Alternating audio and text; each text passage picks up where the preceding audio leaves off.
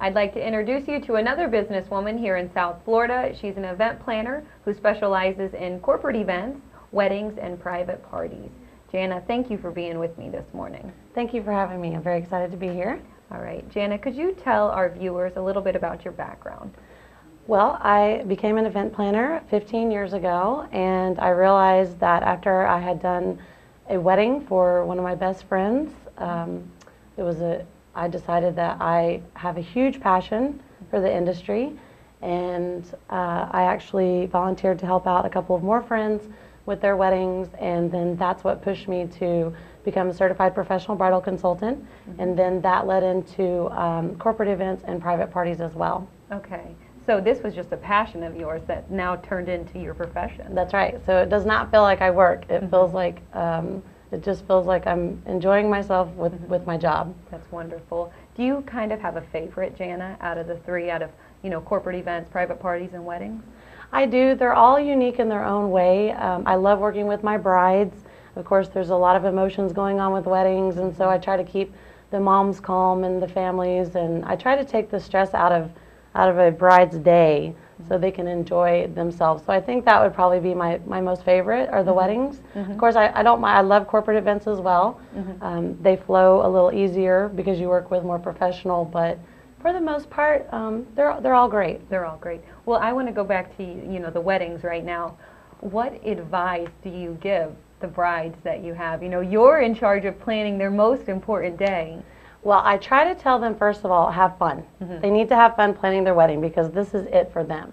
So I want the couple to enjoy themselves and have fun picking things out together, and just relax. And so my biggest part, I think, that I need to do for them is let them know that at the end of the day, regardless of what happens, even if there's a mistake or something that happens, I try to make it so that they don't know if something happens, but I want to tell them that at the end of the day, the main point is that they're getting married and that they're in love, and that's what they need to focus on is their relationship and their love. Right. Don't focus on all the details. Just focus on that one thing. That's right. That's a good piece of advice, Jana. All right. Do all of your clients have to live in South Florida to use your services? I have actually traveled out of the state of Florida, so if it's not a problem for me to travel somewhat, but I do prefer to probably focus more on South Florida at this point. Okay. And now everybody can check out Jana's website, which is thetideknot.com. Yes. When did the Tide Knot come about? The Tide Knot has been over about 1.5 years, but I've actually had 2 companies, and I've been in business for myself for over 3 years.